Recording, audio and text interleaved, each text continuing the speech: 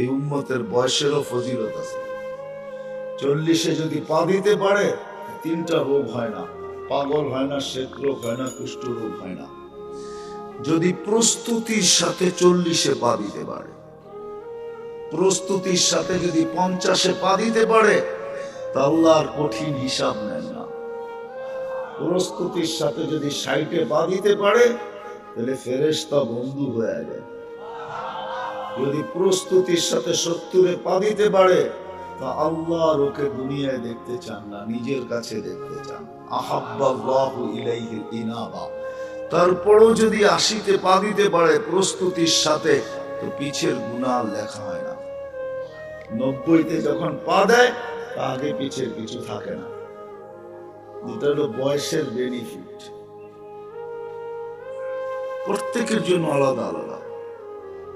যুবক যৌবনেও যদি প্রস্তুতি নিতে পারে, তো ওয়াদা আছে, জান্নাতে আরশের নিচে কিয়ামতের দিন তোমার জন্য বিশেষ গ্যালারি বানানো হবে। গ্যালারি, সুপার ডিলাক্স গ্যালারি, 7 ধরনের গ্যালারি হবে আরশের নিচে। একটা তোমার জন্য হবে, তোমার জন্য। চাই যুবক, চাই বৃদ্ধ, চাই নারী, চাই পুরুষ, চাই নারী, চাই পুরুষ, চাই যুবক, চাই বৃদ্ধ, যেমন অবস্থানের মানুষই হোক। আলেম ওলামা আমাদেরকে বুঝাইতে চেষ্টা করে, বুক ফাইলা তো ঢুকানো যায় না। যদি যাইতো, তাহলে বুক ফাইলাও ঢুকায় দেওয়া হতো। এতটুক চেষ্টা আলেম ওলামা করে। নবীরা যতটুক করছে, আলেম ওলামারও এতটুকুই চেষ্টা করতেছে। নাহলে অজয় পাড়া গায়ে কেউ এসে পড়া থাকতো না। আলেম ওলামারা অজয় পাড়া গায়ে যাইও পড়া থাকে। আপনাদের মসজিদে ইমাম নাই? সবাই কি 2500-এর ছেলে? বাংলাদেশের বিভিন্ন জায়গার থেকে আসছে, ঠিক না? কেন পড়ে আছে? সব কি অযোগ্য? সবাই যোগ্যতা সম্পূর্ণ।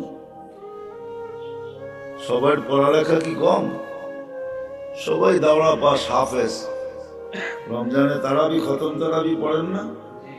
তাহলে হাফেজ এখানে পড়ে থাকে কেন? তারা বুঝাইতে চেষ্টা করে, কিন্তু সত্য এটা দিল ফাইরা ঢুকানো যায় না। যত ধ্যান খেয়াল দিয়া শুনবো, মনোযোগ দিয়া শুনবো, তত আশা করি কথাগুলা দিলে লাগতে পারে। আমাদের সবার কিন্তু গন্তব্য আছে, গন্তব্যহীন আল্লাহ আমাদেরকে পাঠান নাই। তাহলে আল্লাহ রসুল চিৎকার দিয়ে বুঝাইতেন না, মালি ওয়ালিদ দুনিয়া, আমার আর দুনিয়ার সম্পর্কটা কি? কাগারিবিন ইস্তাদাল্লা তাহতা শাজারাতিন সুম্মা রাহা। আমি তো ওই মুসাফির আর পরদেশীর মতো যে গন্তব্যের দিকে চলতে শুরু করলাম, চলমান। এটাও বলা যায় আমরা সবাই গন্তব্যের দিকে চলমান। রাত্র দিন আমাদেরকে গন্তব্যের দিকে আগে করতেছে। সকাল দুপুর বিকাল গন্তব্যের দিকে আমাদেরকে আগে করতেছে। এই এলাকায় নয়নপুরে যে কবরস্থান নাই এরকম না, আছে? মানুষ আছে কবরস্থানে না নাই? এরাও তো এই গ্রামের বাসিন্দাই ছিল, ঠিক না? দিন রাত এদেরকে কবর পর্যন্ত পৌঁছায় দিচ্ছে, আমাদেরকেও পৌঁছায় দিবে।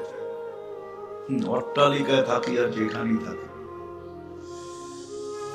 হাজিমপুরে বনানী কবরস্থানে বনানীওয়ালারা থাকে। কবরস্থান বনানীর হইতে পারে, সোসাইটি বড় উন্নত হইতে পারে, ওকে ওর বাংলো ছেড়া কবরস্থানে যেতে